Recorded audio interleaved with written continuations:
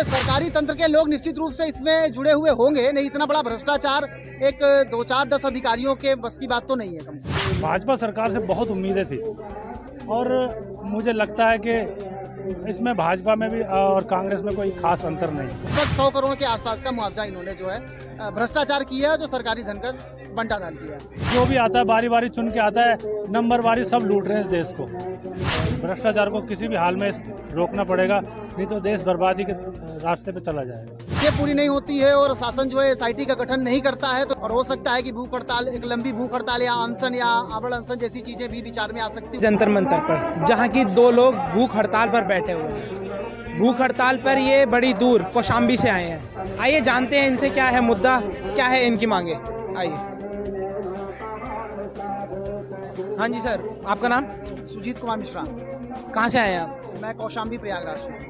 क्या मुद्दे हैं जिस कारण आपको भूख हड़ताल करनी पड़ी? देखिए, सरकारी नेशनल हाईवे सड़क चौड़ीकरण कर रहा है तो उसमें बहुत सारी भूमियों का अधिग्रहित किया गया। उसमें कुछ सरकारी भूमियां भी थी, इसमें तालाब की है, नवीन पड़ती है, नाले हैं, सड़क की जमीन भी थी। उन जमीनों पर जो अवैध कंस्ट्रक्शन थे, अवैध मकान वगैरह बने हुए थे, जिनमें से कुछ को न्यायालय ने जमींदोज करने के, बेदखल करने के आदेश भी जारी किए।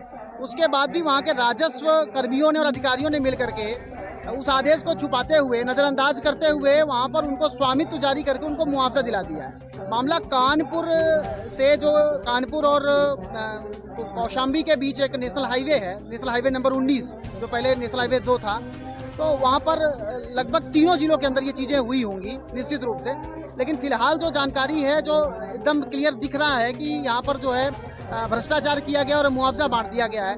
तो हमारी मांग ये है कि एक SIT का गठन हो जिसमें कम से कम एक IAS स्तर का अधिकारी जो उसकी अध्यक्षता करे, क्योंकि PCS लेवल के अधिकारी इसमें पहले ही संलिप्त हैं, तो इसलिए छोटे स्तर पर किसी जांच से कुछ भी निकल करके आने वाला नहीं है। लगभग कितना मुआवजा उन्हें दिया गया?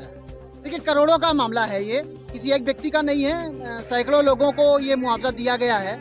और कौशाम्बी के अंदर ही मेरा अनुमान ये है कि लगभग 100 करोड़ के आसपास का मुआवजा इन्होंने जो है भ्रष्टाचार किया है, जो सरकारी धन का बंटाधार किया है। तो ये भ्रष्टाचार कहीं ना कहीं सरकार का भी इसमें कहीं ना कहीं हाथ है। देखिए, सरकारी तंत्र के लोग निश्चित रूप से इसमें जुड़े हुए होंगे, नहीं इतना बड़ा भ्रष्टाचार एक 2-4-10 अधिकारियों के बस की बात तो नहीं है। कम से कम तो सरकार तो बड़ी बड़ी बातें करती है, योगी जी की सरकार जो यूपी में है वो तो कहती है कि हम ये कर देते हैं, वो कर देते हैं। क्या देखिए, अभी सरकार को सीधे तो नहीं कहा जा सकता है, क्योंकि शायद सरकार तक बात न पहुंची। हमने पूरी कोशिश की है, लगातार पत्र भी लिखे हैं योगी आदित्यनाथ जी को, और NHI के जो संबंधित मंत्री है, राज्य सड़क परिवहन, केंद्रीय सड़क परिवहन राजमार्ग मंत्री नितिन गडकरी जी के कार्यालय को, और राजस्व परिषद जो उत्तर प्रदेश का, उसके अध्यक्ष को भी पत्र लिखे गए शिकायती। उसके बाद उनको ये भी पत्र दिया गया कि अगर इस तरीके से आप जांच नहीं करवाते इतने बड़े भ्रष्टाचार की, तो मजबूरन मुझे जो है बैठना पड़ेगा। उसके बाद भी किसी तरीके कोई बातचीत शासन से या प्रशासन से नहीं हुई, ना कोई पत्राचार किया गया, जिसके बाद अंत में यहाँ बैठना पड़ा है। और अब यही उम्मीद है कि प्रधानमंत्री कार्यालय से शायद कोई जांच के आदेश या ऐसा कोई एक टीम गठित करने का कोई आदेश जारी हो। कितने सालों से पत्र लिख रहे हैं आप? पत्र तो पिछले 6 महीने से ही लिखे जा रहे हैं। किसी पत्र का कोई जवाब मुख्यमंत्री द्वारा या नितिन गडकरी द्वारा? नहीं, किसी प्रकार का ऐसा कोई जवाब नहीं मिला है जो संतुष्टिपूर्ण हो या जहाँ जांच की कुछ बात हुई हो। पूरी नहीं होती यहाँ पे, तो आगे आपका क्या होगा, अगला स्टेप? देखिए, मांगे पूरी नहीं होती है और शासन जो है SIT का गठन नहीं करता है, तो निश्चित रूप से फिर आगे रणनीति तय करनी पड़ेगी। और हो सकता है कि भूख हड़ताल, एक लंबी भूख हड़ताल या अनशन या आवरण अनशन जैसी चीजें भी विचार में आ सकती, उन पर भी, क्योंकि भ्रष्टाचार के खिलाफ लड़ाई हमारा एक नैतिक कर्तव्य है और इस लड़ाई को जहाँ तक हो सकेगा मैं उसको अंतिम चरण तक लड़ाई लड़ूंगा। अंकल जी, आपका नाम? मेरा नाम अनिल कुमार बादरानी है। तो आपका क्या कहना है इस मुद्दे पे कि सरकार किस तरीके से काम कर रही है, किस तरीके से नहीं कर रही? देखिए, ऐसा है कि ये जब मामला मेरे सामने आया तो मित्र हैं हम, तो मैंने कहा मैं आपके साथ हूं और यहाँ दिल्ली में जो भी संभव होगा हम करेंगे। भ्रष्टाचार को किसी भी हाल में रोकना पड़ेगा, नहीं तो देश बर्बादी के रास्ते पे चला जाएगा। क्यों देश बर्बादी के रास्ते पे चलता जा रहा है? कहीं ना कहीं इसमें किसका हाथ है? देखिए, मैं जहाँ तक मानता हूँ कि लोकतंत्र का इसमें हाथ है, क्योंकि जो भी आता है बारी बारी चुन के आता है, नंबर वारी सब लूट रहे हैं इस देश को। तो इसका सिस्टम बदलना पड़ेगा। भ्रष्टाचार रोकने के लिए कुछ नए कदम, कुछ ऐसे कदम उठाने पड़ेंगे जिससे भ्रष्टाचार होने की कोई संभावना ही ना हो।